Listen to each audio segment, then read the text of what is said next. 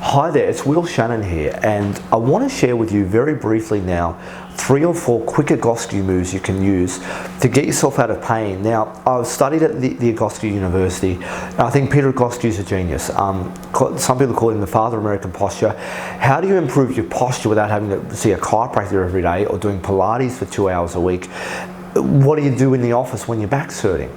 And so I'd like to give you 3 or 4 quick moves that I think is an amazing moves from some of this technology that the university has taught me and other people. Highly worthwhile material checking out. But basically, I want to show you the first one is arm circles. So what you do is you're going to pull your shoulder blades together. You're going to pull them down. You're going to look at your feet, make sure your feet are straight and about shoulder width apart. Don't be too wide and don't be too narrow. So you don't want to be, you probably can't see my feet, but you'll see my upper body. You don't want to be too wide and don't be too narrow. You just want to keep it there. Now, you're going to pull your shoulder blades together and down, arms out. You're going to tuck your fingers into what's called a golfer's grip. So see the second knuckle, you're going to bend from the second knuckle with your thumb out. That's called a golfer's grip. Now with your shoulder blades together and down, you're going to do circles. Now, however many reps you want to do, some clients I just do 5 reps, but ideally 10 to 40. Then you go back the other way, 10 to 40. I'll do 10 with you.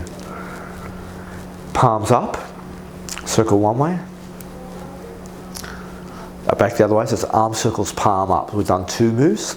The third move is you're going to want to get your golfer's grip. You're going to want to put it on the outside of your eyes facing forward. So don't do this and don't do that. Face it forward, thumbs down, elbows together and elbows back. Now don't hurt yourself and just go back about 90. You don't have to, if you're hyper flexible, you don't want to go too far, just go back to 90.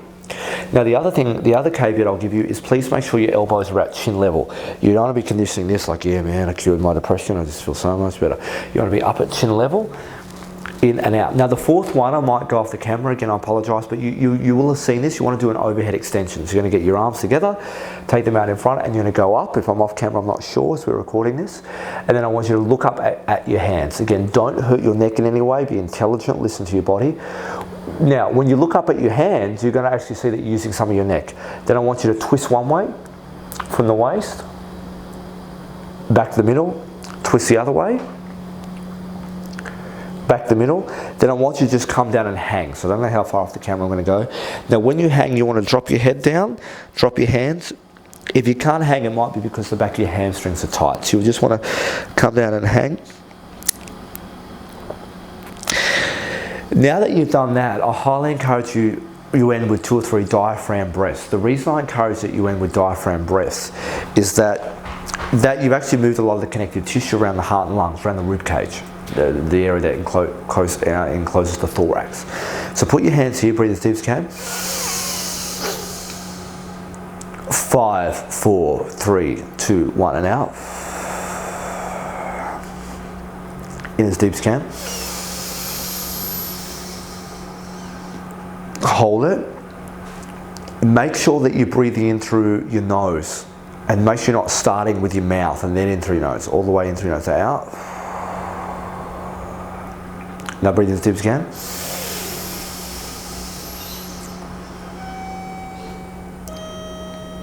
Now the final thing, again, I don't know how far the camera's got on me, but we'll do glute contractions. Now glutes are a fancy word for your backside. So I want you to just take your bum, tense it, look down, make sure your feet are pointing straight ahead, about hip width apart, not too wide, not too close. Tense your bum, relax, tense your bum, relax, tense your bum, relax, tense your bum, relax. And now put your feet out at 45. I didn't put myself in great position when I filmed this. Tense your bum, relax, tense your bum, relax, tense your bum, relax, tense your bum, relax, tense your bum, relax, tense your bum, relax. Now 1 foot in front of the other, in line, touching. So you're going to put 1 foot, I'm putting 1 foot in front of the other. If you think you're going to fall, like I nearly did, you put your arms out the side. If you're worried, hang on to something nearby, don't fall over. Make sure you support yourself before you start this or even get in this position. Tense your bum, relax, and do that 5 times, 5 to 10 times. And then the other side. Now, I can give you some more advanced versions of this, but if you really want some support with this, I tend to travel between Australia, the Pacific and the United States, particularly Los Angeles. I can also give you an appointment via Skype. So if you want to, just go to willshannon.com or pinnacleclinic.com. And I think this is one of the most influential sciences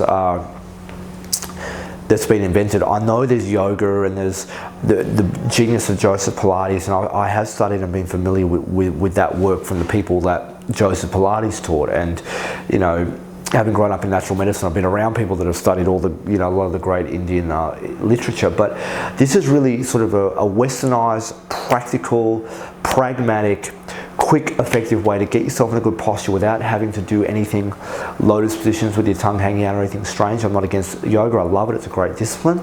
But this is without any spiritual practice attached. So it's very spiritual and religious neutral. And it's also a very powerful way of realigning things. So make sure when you do it, you're in a good posture. Shoulder blades together, down, arms out. One way, other way, palms up, palms down. And no matter where you are, you can do that. The only other caveat I give you is you've done the glute contractions. You might want to think about doing an air bench. An air bench, I've got a wall behind me. It's where you like sit on an invisible chair against the wall.